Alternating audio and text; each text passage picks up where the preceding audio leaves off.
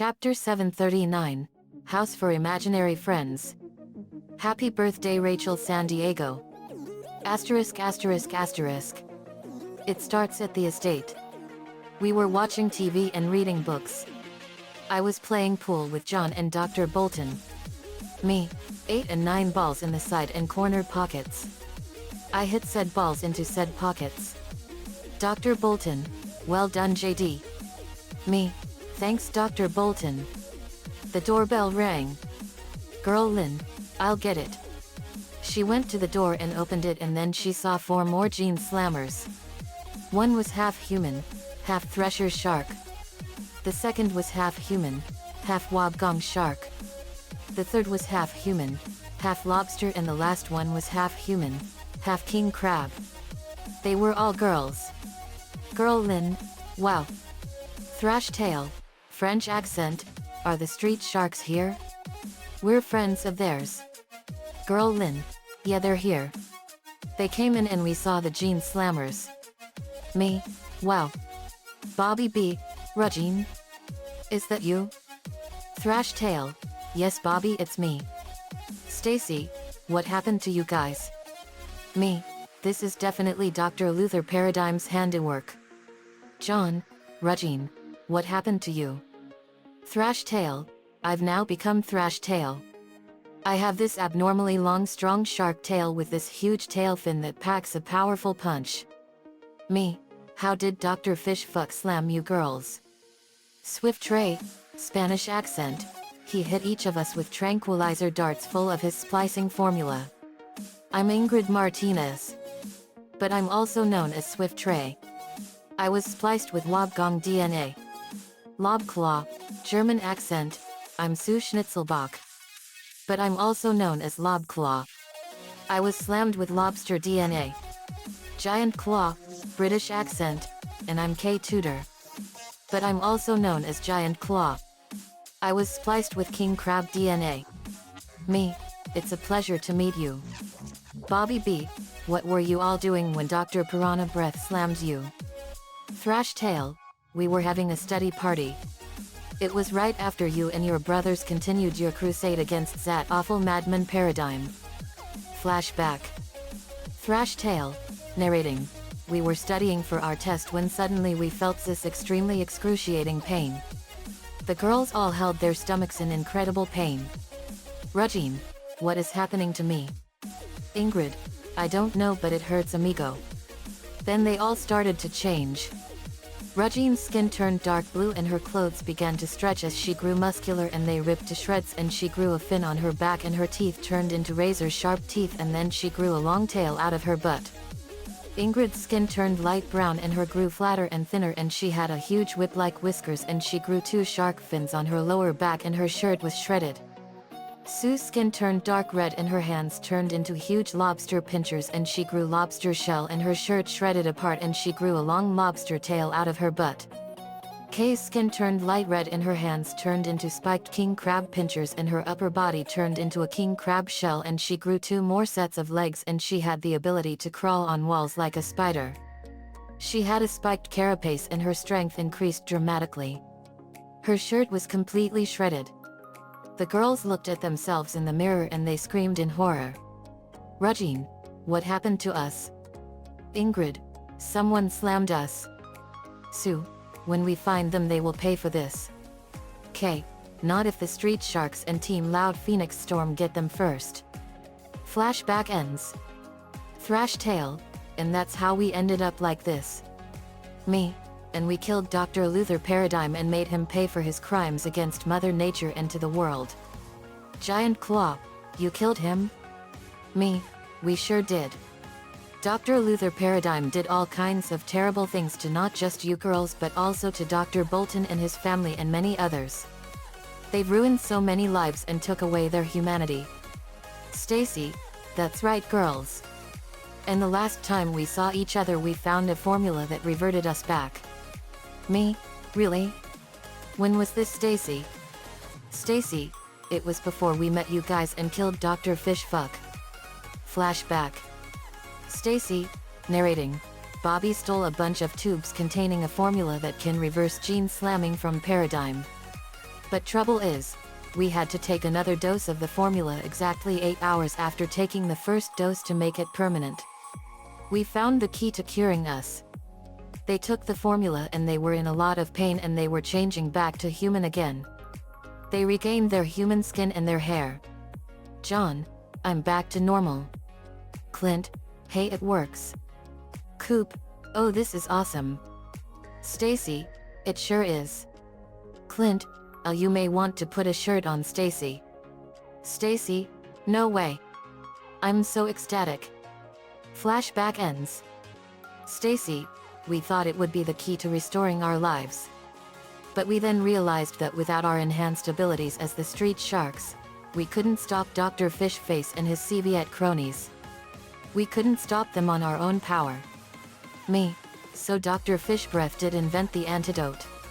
Clint, he sure did, JD. Coop, but we decided to let the antidote wear off and turn us back. Flashback. John, narrating. We were chasing after Paranoid and his freaks of nature when we started to change back again. Stacy, groans in pain. I always will hate this part. They changed the same way they changed the first time. They regained their abilities as the street sharks. Flashback ends. What Dr. Luther Paradigm did to all of you was absolutely terrible. But regardless, you all were given a great gift, and with great power comes great responsibility. Bobby B, that's right. And we were given the power to stop Dr. Paradigm and his cronies. That's right. But Dr. Paradigm and his cronies aren't the only ones terrorizing our planet as we speak. There are other evils still out there. Stacy, and we have to stop them. Dr. Bolton, that's right. But Regine, I can cure you and give you all the ability to change into your gene-slammed forms at will. Thrash Tail, how can you do that? I have the power to do anything. Plus I did the same thing to John and his family and their friends. They have the same ability. Trudy, that's right. I'm half human, half flying fish. Valerie, I'm half human, half megalodon. They explained what they were spliced with. Thrash Tail, that stupid Dr. Paradigm. And it's not just Dr. Luther Paradigm. It's Dr. Roland Paradigm as well. Lincoln, Dr. Roland Paradigm is Luther Paradigm's brother and he specializes in gene slamming with land animals. Stacy, I have a strong suspicion that Dr. Paradigm's family is tampering with the laws of nature by splicing people with animals of the three great powers of the animal kingdom: land, air, and sea. Giant Claw, that is a dangerous business. It is. But let's turn you all back to normal and give you all the ability to change into your gene-slammed forms at will. But this is gonna hurt a lot. Thrash Tail, we're ready, JD. Okay. Boys, better cover your eyes. Nico sprayed his eyes with pepper spray. Nico, I still think spraying your eyes with pepper spray is going a little overboard. Nico, grunts, I know, but it works. Whatever works. We covered our eyes and I snapped my fingers and Regina, Ingrid, Sue and Kay started reverting back. But it was excruciatingly painful. Dear, to Maria, it was never that rough for you when you became mutated by the Big Bang. Maria, I know. And at least my swimsuit was still intact when I returned to human form. That's true. Regine grabs a table. Hello, table. You and I are gonna be spending quality time for a few minutes. Kay braces herself against the wall. I don't believe it. I'm human again. Sue holds her stomach in pain. My stomach has butterflies from transforming. Ingrid glares at us as she covers her topless chest. Do you boys mind? I'm not wearing a shirt right now. We have our eyes covered. Ingrid, oh sorry.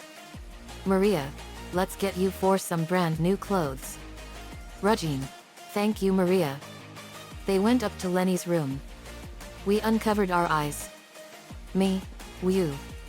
The Paradigm brothers are send our clothing bills through the roof. In Lenny's room, Regine had a blue summer shirt with a thresher shark on it, and she had an awesome blue sleeveless trench coat with the ocean on it, and it had the kanji for blue thresher shark destroyer on the back. Regine, wow. I look amazing. Lenny, ocean goes totes perfect for you.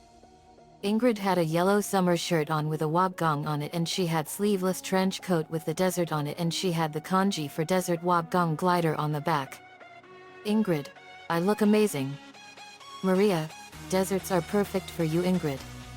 Sue had a red summer shirt with a lobster on it, and she had a sleeveless trench coat on that had lobsters on it, and she had the kanji for German lobster thrasher on the back. Teresa, you look awesome, Sue.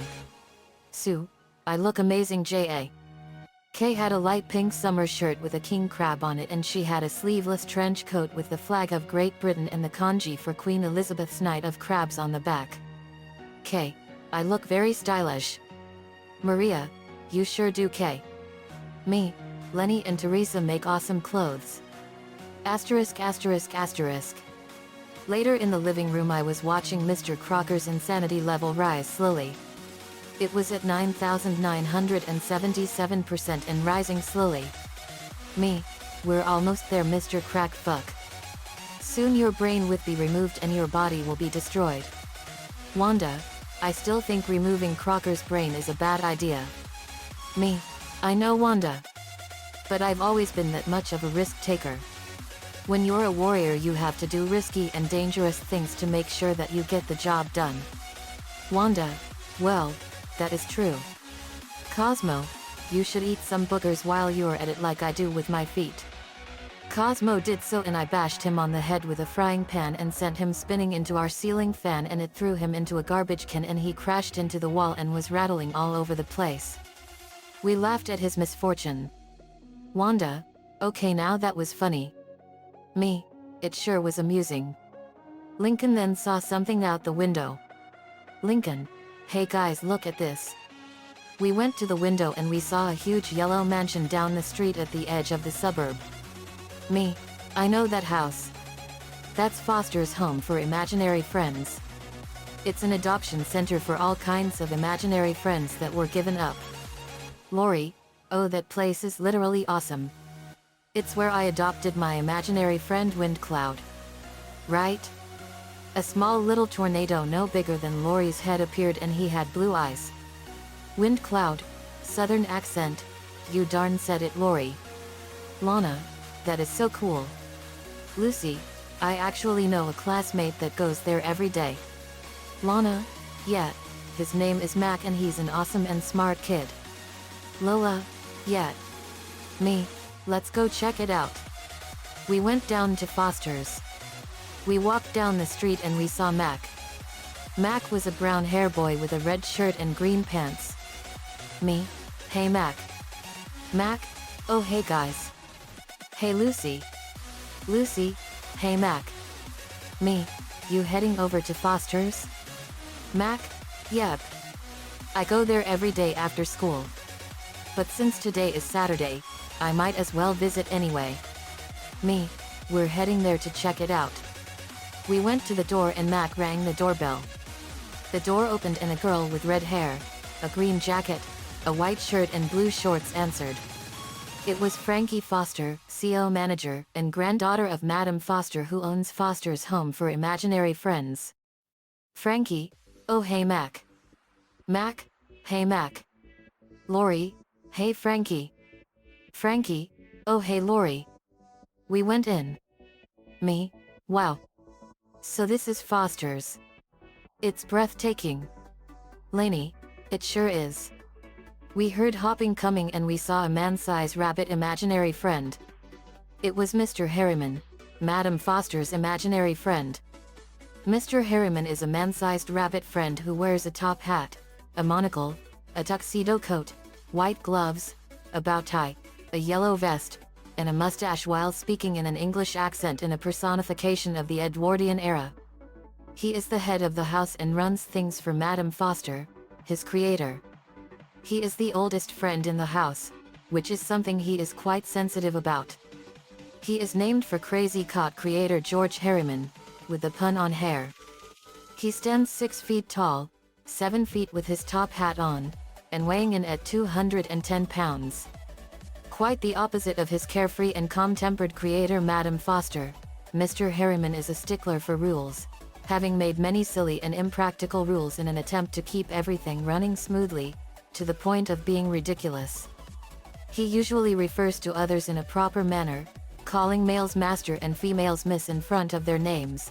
The only time he actually calls people in normal fashion is when he is in pure terror. He is shown to have an addiction to carrots, which he will go to great, even desperate, lengths to hide, despite his best attempts to ignore or get over the weakness.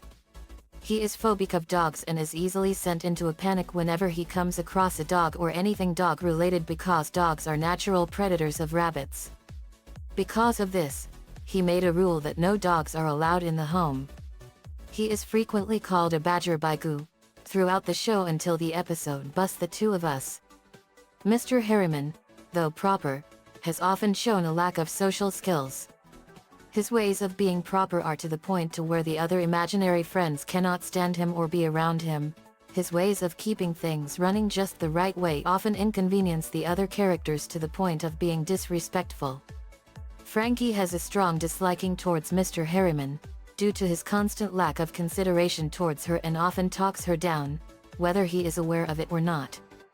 At the end of Destination Imagination, however, he realizes his poor judgment towards her after witnessing how she handled World, even putting forth an agreement to have the other friends help her around the house. He has a strong disliking for Blue, due to his chaotic nature and constant rule breaking. Although Mr. Harriman is a strong stickler for the rules, he is often overruled by his creator Madame Foster. Despite the fact that they often disagree on things, rules mostly, Harriman and Madame Foster have an unquestionably loving relationship, and at times Harriman will appease his creator much in the way that he did when Madame Foster was a little girl, such performing his funny bunny dance and song for her when in private. He is also very protective of Madame Foster, to where even she tells him to relax. Mr. Harriman was featured in Cartoon Network's comic series based on the show, hallucinating Madame Foster as a little girl after getting high on cleaning solvents in the Ill Will issue.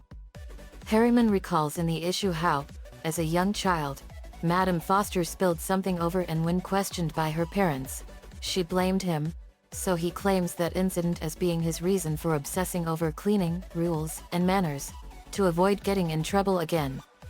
Mr. Harriman is very passionate about his job as the House President, taking the job seriously, as he's stated that being the President of the House makes him feel like he is needed and important to the foster community. Harriman is surprisingly old-fashioned, even believing that the internet is an actual net. It is believed that Madame Foster created him during the 1930s, making him believe the 2000s are still running in the old-fashioned ways of living. Mr. Harriman is comparable to Captain Peacock from the British TV sitcom Are You Being Served? Mainly his being a stickler for rules, similar accent, and upper crust attitude. This was derailed in the episode Let Your Hair Down, when his alter ego, a hippie type called Harry, had no regard for rules until William Collector came and he became his old self again. Mr. Harriman, British accent, J.D. Knudsen and all of Team Loud Phoenix Storm. It's such an honor to have you all here. Me, it's a pleasure to meet you too, Mr. Harriman. We saw a tall imaginary friend come up. It was Wilt. He was a tall red imaginary friend as tall as a basketball player. He has big stitches on the side of his head. Only his right arm is usable in a normal manner. He has a stubby left arm, but it can be used to hold small things, as we see in Where There's a Wilt, There's a Way, when he holds a bowl of chips with his left arm. His eyes are on stalks protruding from his head. The left eye is utterly broken, so it rattles when it moves and the eyelid doesn't open and close at all some of the time.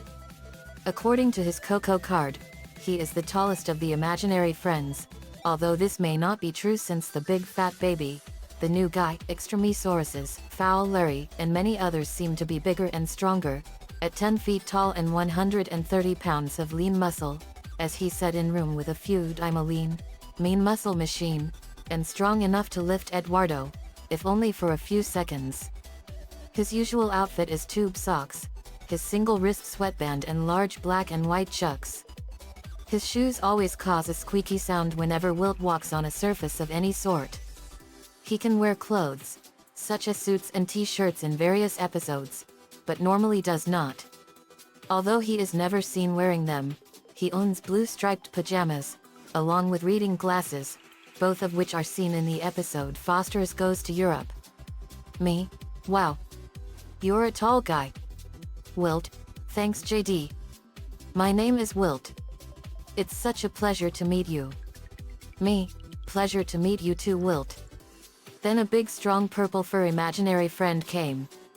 It was Eduardo. Eduardo is a muscular 7 foot tall, to his horns, 542-pound monster-like guardian friend. He resembles a mixture of a minotaur and beasts from Maurice Sendak's Where the Wild Things Are with his purple fur, horns, fangs, devil-like tail, and skull-shaped belt buckle. He also has a unibrow and wears gray pants. Eduardo, hola. I'm Eduardo and I like potatoes. Me, pleasure Eduardo. Then another imaginary friend appeared. It was Coco. Coco is kind, helpful, funny, ditzy and surprisingly sarcastic, despite the fact she only says one word.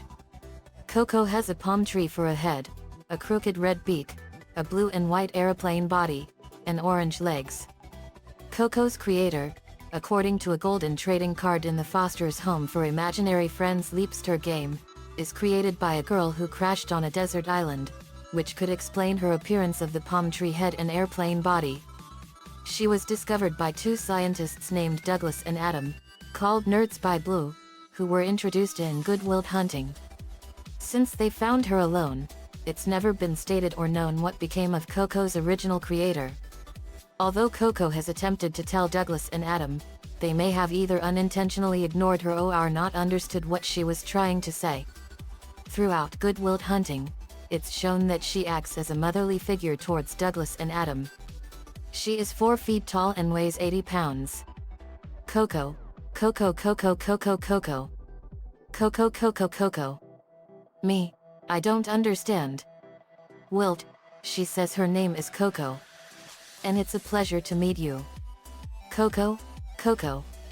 Me, pleasure to meet you too, Coco. Then we saw another imaginary friend. It was Blue, Mac's imaginary friend and best friend. But he was very sad for some reason. Me, what's wrong with him? Blue, crying. Mac's brother Terrence and Duchess hurt my feelings. Eduardo, do you need to be tickled, Azul? Mr. Harriman, smacks Eduardo on the head. Master Eduardo. This is not something to be laughed at. Master Beauregard is going through some serious emotional pain and humiliation right now. And unlike most incidents that he is involved in, he did nothing to deserve this treatment from Terrence and Duchess, who I am currently too disgusted with to even address formally at the moment. Blue, depressed with tears still in his eyes. It's okay, guys. Terrence and Duchess were just doing what everyone else seems to do. After all, I'm just a loser and a moron, just like they said. Mac's mom hates me. You guys are obviously disgusted by me at this point, and now this. I just can't take this anymore. Now if you excuse me, I'm going to be in bed crying myself to sleep. With that, Blue headed to his room slowly and sadly. And all of us could only watch him in sadness. Even Mr. Harriman. Me, poor guy. Lori, infuriated growling, that literally makes me mad. Lori went to go find Terrence and Duchess. She found them in the backyard. Terrence and Duchess saw her. Lori glares at Duchess and Terrence for making Blue cry. I am literally going to turn you two into human pretzels. Duchess smirks evilly. What's more important right now? Bringing us to justice? Or comforting poor Blue? Lori growls, knowing that she was right. Terrence smirks. Either way, we win. Punches Lori in the stomach.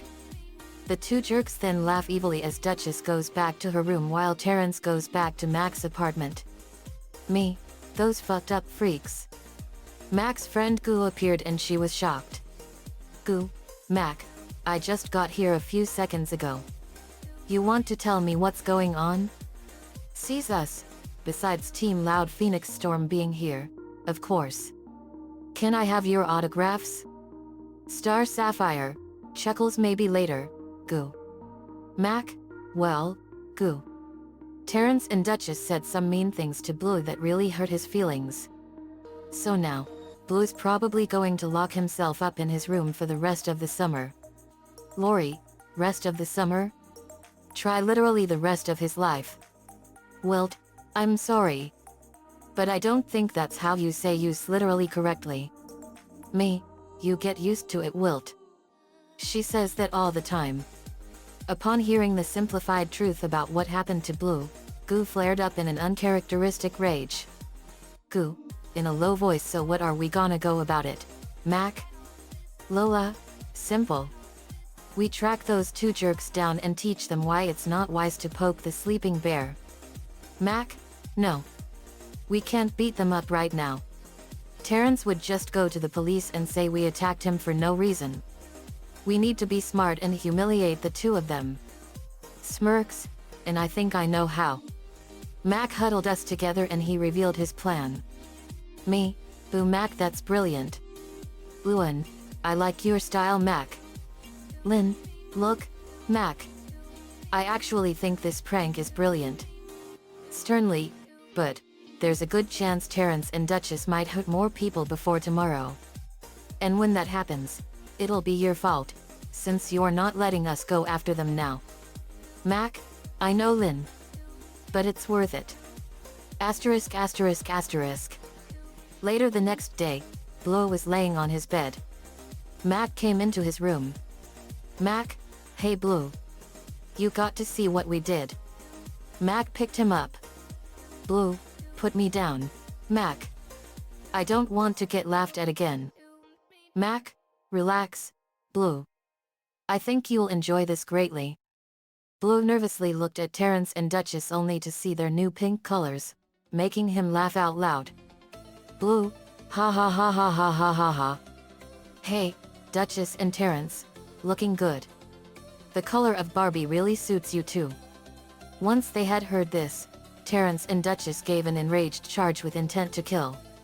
Maria trips them with water puddle and they fell into pig poop. Ed.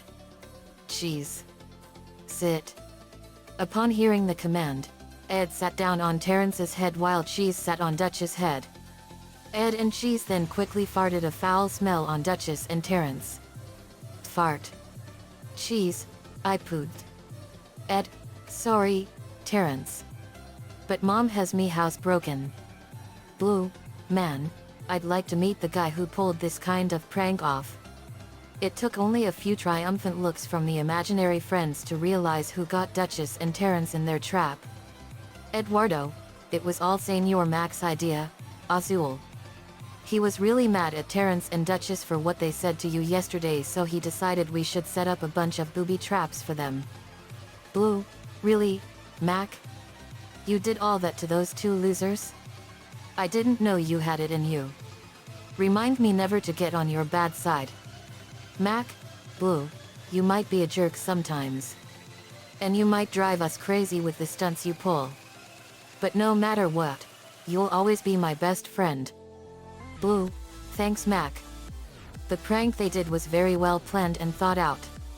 Terrence and Duchess stepped on a tripwire that activated a spring-loaded boxing glove that sent them careening down a hall on a red wagon, and they got pelted with raw sewage, pelted by raw eggs, splattered with rotten cheese, mauled by rabid raccoons, and a bucket of pink paint splattered all over them. Me, and we also helped him. It's time for us to pulverize these freaks. Nico, Terrence, you have failed as a big brother and as a human being. Me, what he said. You're a fucked up freak, Terrence. You give all brothers everywhere a really bad name. He is the 13-year-old brother of Mac, the series protagonist, and like many older brothers enjoys picking on his little brother. However, Terrence goes beyond the usual antics of an older brother, being a downright bully towards Mac on many occasions. In fact, he seems to make it his main priority in life to make Mac as miserable as possible. He even later on gains his own imaginary friend is named Red, His desire to torment his younger brother for his own amusement has led him to even deliberately place Mac in life-threatening situations without regard for his safety, though he always receives his karmic punishment for his malicious actions. However, like many bullies in cartoons, Terrence is extremely dumb and as a result is easily outsmarted. This does not seem to stop Terrence from trying new ways to do bad things to Mac and his friends, not seeming to learn much from his many mistakes in the past. In the show's first ever episode, he appears as one of the two main antagonists throughout the whole episode, serving as the main, later secondary antagonist throughout the whole episode. For he was the primary threat at first until he became a minion for the main villain throughout the rest of the episode. Terrence, that's because I don't care about Mac. He's a deadbeat loser and he is a mistake. We all gasped in horror and our expressions turned into those of pure rage. Me, you're a heartless sociopathic freak. Terrence, I don't give a flying fuck what you think. I want Mac dead. I hate Mac more than life itself and I did all those horrible things to him because I wanted him dead. I wanted him to suffer. He's a useless moron. I tried to kill both him and his fucking friend with an extreme Azor and I tried to kill him more than once. I destroyed our apartment to make him suffer more. And I'm the one that got Mom to send him to this dump. Me, you are a total monster. Frankie, you are the true mistake, you heartless beast. Me, I should kill you where you stand, Terrence. You make Charles Manson himself look like a joke. Pow. I punched Terrence in the face with powerful force and knocked him down and gave him a huge black eye. Me, now we're gonna do what we should have done to you. Lori, but what you say to Blue? Terrence, I called him the worst imaginary friend ever created and he makes other imaginary friends look like fucked up douchebags that smells like piss. Duchess, and I called him the worst and most disgusting and most vile thing ever thought up and that Mac is the worst mistake ever. Whoa. That is extremely cruel and hardcore. They laughed maniacally and when we heard them say those things we were so mad that our heads exploded into fire. Me, you make me sick. Nico, you have failed everything. Duchess, you think you've all won? Think again. A roar was heard. Frankie, Eduardo, please tell me that was your stomach growling. Out in the backyard we saw a deadly imaginary fiend called an extremisor. Most of the extremisors have the grotesque appearance of monsters, or in rare cases, very innocent and harmless looking, like the extremisor champion seen in Eddie Monster. They can be exceedingly taller than Wilt in most cases, or are no more bigger than Blue otherwise. Size does not deter the fact that these monsters are extremely dangerous. Even the smallest of ones can be deadly, which is what explains the reason that they are kept within confinement. They have such great power, fearsome looks, and almost no intelligence whatsoever because they are fighting machines. Despite that, there was one extremisor which wasn't even strong enough to take a punch to the face, meaning extremisors have certain weaknesses, which Eduardo kept accidentally exploiting. Some weaknesses are that they are made of metal, and when Eduardo weeped, the monster turned to rust. Me, what the heck is that? Frankie, that's an extremisor. Me, that thing is ugly. Duchess, now we are gonna kill you all and destroy you. My pet, kill them all. The extremisor roared ferociously. Me, take it down. We went at the extremisor and I punched it in the face and knocked out some of its teeth. Lori, fire's wind blast at extremisor, you know, Mac. This monster literally wouldn't be attacking us right now if you had just let us beat up Terrence and Duchess right away. Mac, yeah, I'm starting to think that you're right. Wilt, to Lori, okay, after this is over, I'd like you to look up the word literally in the dictionary that I have in my room. Me, let's get him. Thunder beam. Earth cyber key power.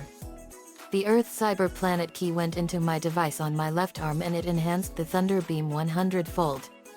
Me, eat lightning you fucker. I fired a massive blast of lightning at the extremisor and it roared in pain as it was being electrocuted painfully with 100,000,000,000,000,000,000,000,000 volts of electricity. Nico, time for some action. Drill man, would you like to join me in a combo? Drill man, you know it. Nico, drill bomb. Giganteon cyber key power. The Giganteon cyber planet key went into his device and it enhanced his drill bomb to the explosive power of a thermobrick bomb. Drill man, let's get him. Giganteon cyber key power. The Giganteon cyber planet key went into his right arm and it gave him the same enhancements. Nico and drill man, napalmic thermobaric drill bomb barrage. Nico and drill man fired huge drill bombs and they hit the extremosaurus and exploded with incredible power.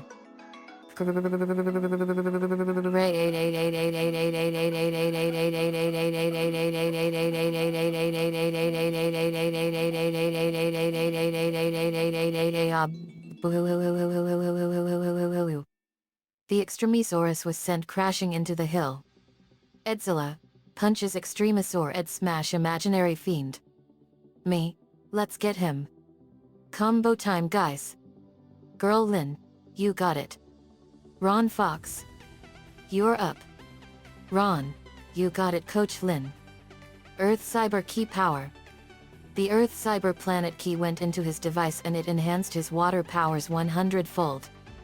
Ironhide, let's get him. Cyber key power. The Earth cyber planet key went into his blaster and it enabled him to fire sulfuric acid and salt acid. Ron Fox and Ironhide, ocean water disintegrator burst. Ron fired a powerful blast of water and Ironhide fired a powerful blast of salt acid and the blasts combined and they hit the extremosaur and it burned him bad. Star Sapphire, let's have some fun. Giganteon cyber key power. The Giganteon cyber planet key went into her right arm and it gave her the powers of Zomaran and the fury of the power of love. Bludgeon turned into his revenge of the fallen form. Bludgeon, ROTF, time for some awesome fun. Cyber key power. The Earth cyber planet key went into his back and it enhanced his abilities. Bludgeon has high-powered antennas that produce electrical fireballs with a range of over 400 yards. His battle armor secretes Ordo Rouse, mucus slime. His smoke generators and legs produce billowing clouds of black smoke that disorient the enemy. He also has high-voltage electric cannon. It also enabled him to fire fireballs that explode with the power of thermobaric bombs. Star Sapphire and Bludgeon, love fire fireball death storm. Star Sapphire fired love blasts and Bludgeon fired a massive barrage of fireballs and the blasts combined and they hit the extremosaurus. The blasts hit him and they burned him. Extremosauruses hate love and they were born out of pure hatred. Me, let's finish this freak off. Final smash time. Drill man, you got it. C4 drill bomb storm. Drill man fired a massive barrage of drill bombs and they all hit the extremosaur and exploded with the power of 40 tons of C4. Crab. Blue, time to finish this freak. Blueberry pulverizer bomb. Blue fired a powerful blast of energy into the air and it turned into a massive blueberry and slammed into the extremosaurus and killed it with a crushing force. Crush. Me, that's that. Mac's mom then came and she was infuriated. She walked up to Terrence and when he saw her, he knew he was in a lot of hot water. Mac's mom, Terrence, you are in a lot of trouble, mister. How dare you torture Mac all of these years? And how dare you try to get Mac's imaginary friend killed by a monster? And how dare you wreck my apartment a long time ago? That's it, Terrence. I strongly dislike your behavior over the years. I saw and heard everything you said thanks to Lewin here. Me, and now you are under arrest. Rather looks at Mac's mom as Terrence tries to run away. You realize that if he gets away, you'll be charged with child neglect due to how Terrence turned out. And we would have to arrest you. Mac's mom, really? Miranda smirks after we beat you up first. But that's only if Terrence gets away. Me. That's not needed, Miranda. I had Terrence tied up. We sent Terrence into the Venus prison maximum security section for life without parole. And Duchess was sent to the newest prison we have, the Jupiter prison for bad imaginary friends. Mac's mom completely understood what Mac was doing. Blue, to the viewers, I'm glad that dork Terrence and Ms. Bossy Pants Duchess got what she deserved. Me too, Blue. Mac, thanks for helping me get rid of my former brother JD. My pleasure, Mac. Nico also caught a relic nth and a love disc. Maria, Frankie, do you see yourself as Mac's sister? Frankie, I sure do, Maria. He's like the little brother I've always wanted. And Max says the same thing about me. Maria, wow. That is a powerful bond. We were amazed. Asterisk asterisk asterisk. Back at the estate, Rachel came back from shopping at the mall. Rachel came into the house and everything was all dark. Rachel, I wonder why everything is all dark. She flipped the light switch and we jumped out. Everyone, surprise.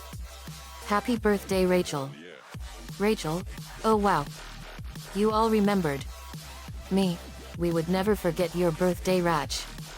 Me and Rachel kissed. We had an awesome party. We had an awesome chocolate cake with orange, red and blue frosting. Later it was time for presents. Lola, here Rachi, you can open my present first. Lola gave Rachel her present first. She opened it and it was a tiara. It had a lot of beautiful jewels and diamonds and more. Rachel, it's a tiara. Lola, I didn't know what to get, so I decided to give you one of my tiaras. Rachel, oh wow. Thank you so much, Lola. Rachel and Lola hugged. We had an awesome party for Rachel. It was the best one ever. The end. Asterisk asterisk asterisk. Another fanfiction complete. Happy birthday, Rach. We did this chapter as a special chapter for you and for everyone out there. Foster's Home for Imaginary Friends was a great show on Cartoon Network. It lasted from August 13, 2004 to May 3, 2009, and it was an awesome show. Nico-chan11 gave me the ideas for this one.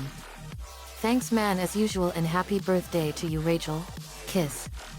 See you all next time.